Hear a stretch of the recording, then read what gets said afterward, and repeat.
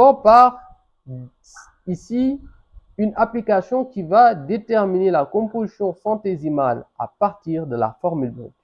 Donc, tout d'abord, je vous présente un composé organique oxygéné mais également azoté. Donc, ici, on a C3H7NO et on désire déterminer la composition centésimale massique.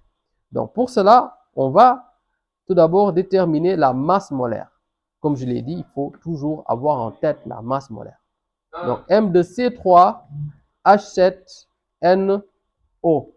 Et donc, on a ici à déterminer la masse molaire, ce qui fait 12 fois 3, plus H, à savoir 1 fois 7, plus N, 14. 14 fois combien ici? Il n'y a rien d'écrit, ce qui veut dire que c'est 1. Donc, 14 fois 1, parce qu'on n'a pas besoin d'écrire 1. C'est comme quand vous avez X, on n'a pas besoin d'écrire 1X. Ça n'a aucun sens. Et donc là, vous avez 16 fois 1, donc voilà. Et maintenant, on fait le calcul. 12 fois 3, 36, plus 1 fois 7, 7, plus 14, plus 16, et on trouve 73 grammes par mol. Voilà, c'est tout simplement cela. Maintenant, on veut déterminer la composition centésimale. On a la masse molaire.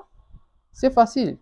On va juste mettre en place la relation 12x sur pourcentage de C est égal à Y sur pourcentage de H est égal à 16 ici Z sur pourcentage de O est égal à 14 T sur pourcentage de N. OK. De passage, X, Y, Z et T sont déterminés ici. X étant 3, Y étant 7, Z étant 1, T étant 1. Et donc, égal à la masse molaire totale, parce que la somme de tout ça, c'est la masse molaire totale, donc 73 sur 100. Donc, déterminer la composition centésimale revient à déterminer ici pourcentage de C, pourcentage de H, pourcentage de O et pourcentage de N. Voilà ce qui nous intéresse. Donc, on va commencer par pourcentage de C. Et pourcentage de C, on passe par la relation de proportionnalité qui lie ici, en fait, 12x sur pourcentage de C est égal à 73 sur 100. Et 12x, on sait, c'est 12 fois 3, donc 36. Donc, on aura 36 sur pourcentage de C est égal à 73 sur 100. Donc, on va faire règle de 3, ce qui donne pourcentage de C est égal à 36 fois 100, donc 3600 sur 73. Voilà. Et à partir de là, on détermine le pourcentage de C. On continue, on aura le temps de faire les calculs après. Pour ce qui est de pourcentage de H, ok, ce sera 1 fois 7, donc 7. Donc 7 sur pourcentage de H est égal à 73 sur 100, ce qui au final me donne pourcentage de H est égal à 7 fois 100, donc 700 sur 73. On revient, on détermine pourcentage de O, ce sera en passant par la relation ici, on aura 16Z, Z c'est 1, donc finalement on a 16, parce que ici on se souvient c'est 16, n'est-ce pas?